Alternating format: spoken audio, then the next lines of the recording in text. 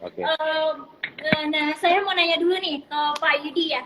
Jadi Pak Yudi, sebenarnya sumber pendapatan BCAP ini saat ini dari mana aja sih? Ya, sumber pendapatan BCAP itu dari anak-anak usaha ya. Jadi kita punya bank, ya kan, kita punya multi finance, kita punya sekuritas, insurance, baik general maupun life insurance. Kita punya multi finance lewat MNC Finance, MNC Leasing, asset management, dan dari fintech bisnis kita, yaitu MNC Teknologi Nusantara yang fokusnya di digital payment dan Flash Mobile Digital Solution yang fokusnya ke payment gateway.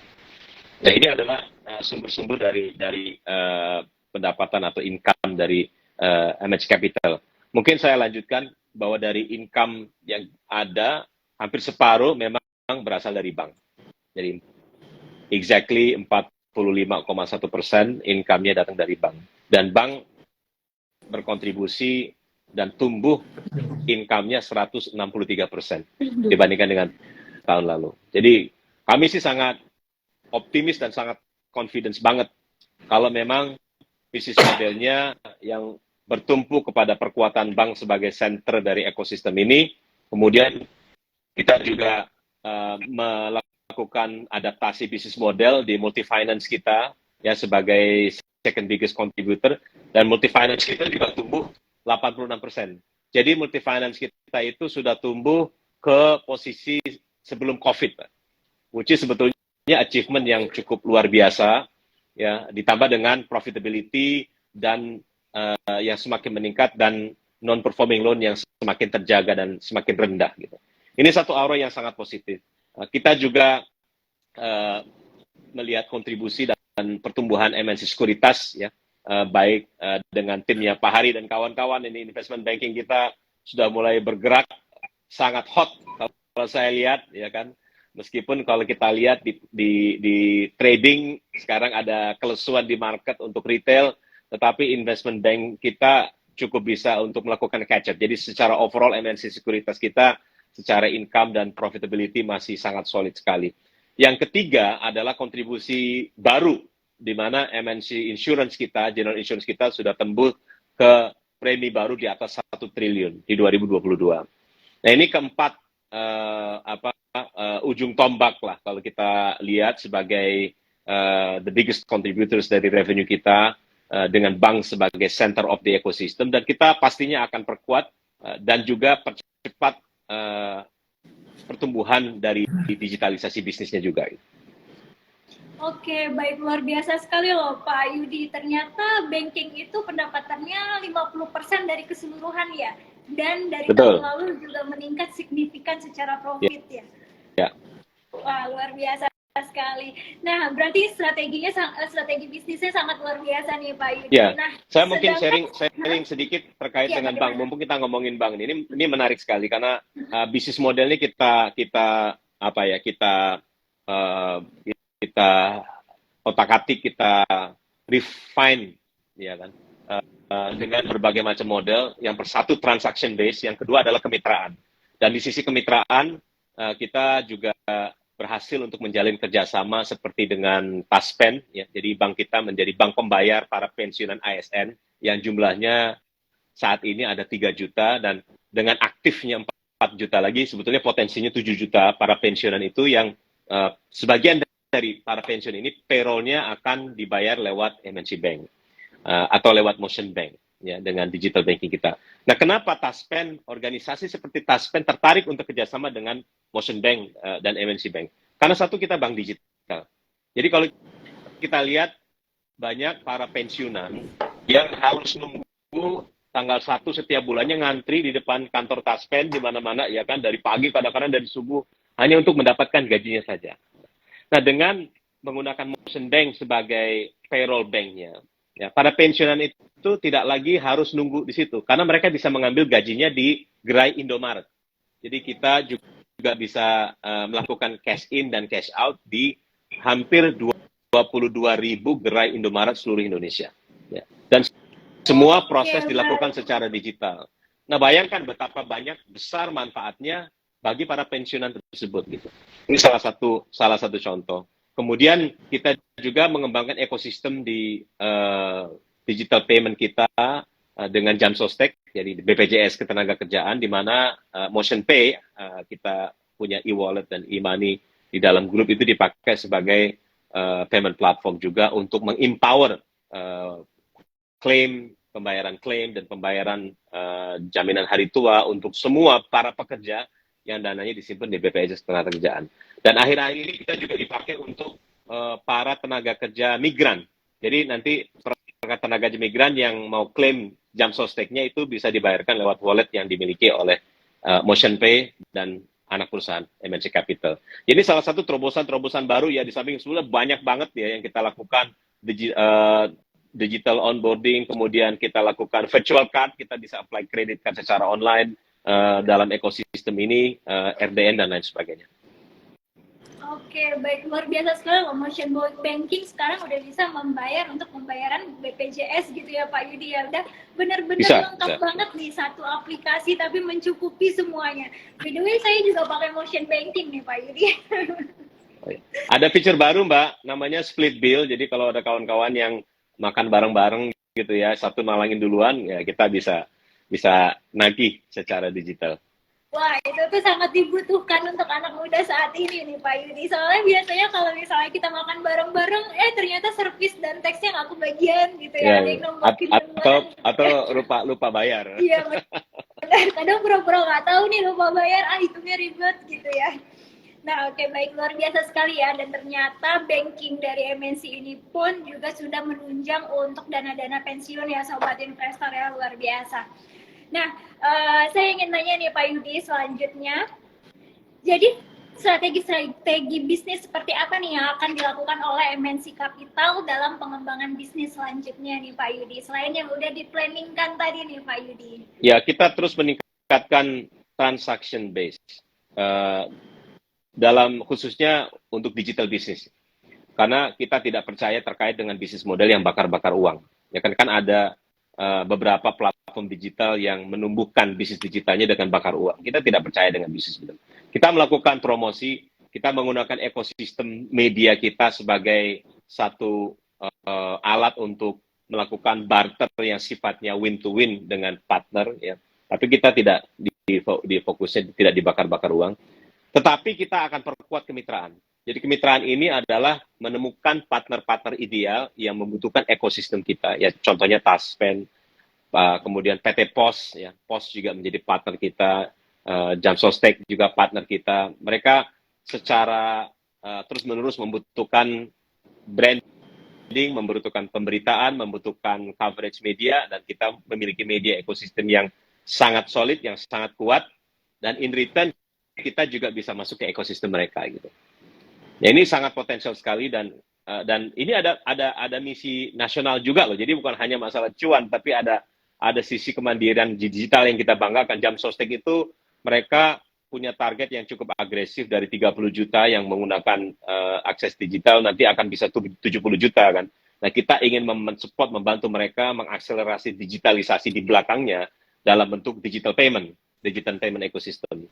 Nah, kalau mereka tumbuh ya mudah-mudahan kita juga bisa tumbuh bersama mereka, tapi ada misi kebangsaan yang juga tercapai, karena kita bisa membantu mensejahterakan para pekerja di seluruh Indonesia terkait dengan kesejahteraan sosial mereka. Oke, baik. Luar biasa sekali ya dengan strategi bisnis dari MNC PT Capital ini nih, Sobat Investor. Nah, baik. Saya ingin nanya nih ke Mas Hari. Mas Hari, kira-kira mengenai obligasi ini kapan sih publik bisa pesan nih? Saya juga pengen pesan langsung nih obligasinya nih, Mas Hari. Oke, menarik nih Mbak. Jadi untuk obligasi Big Cap 3 tahap 2 ini book billing sudah dimulai dari 8 Mei sampai dengan 26 Mei nanti, dan masa penawaran umum nanti ditargetkan di kisaran 20 Juni sampai dengan 23 Juni, Mbak. Jadi dari sekarang sebenarnya sudah bisa mulai untuk book billing. Silahkan ditunggu. Dari 20 Juni sudah open ya, Mas? Dari 8 Mei ya? Sampai 26 Mei sudah open untuk book billing. Nanti penawaran umumnya diperkirakan 20 sampai 23 Juni.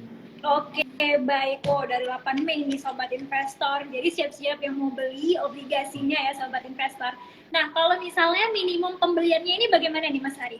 Nah, ini yang menarik nih Mbak. Jadi minimumnya juga sangat rendah ya, minimal 5 juta rupiah kita sudah bisa mulai berinvest di suatu utang dan melakukan lipatannya. Jadi untuk teman-teman investor retail pemula tadi yang disampaikan Pak Tirta sudah bisa mulai investasi tentu dari kecil-kecil ya awalnya, tapi nanti juga kedepannya dengan seiring waktu confidence makin meningkat bisa diharapkan bisa berpartisipasi lebih lagi.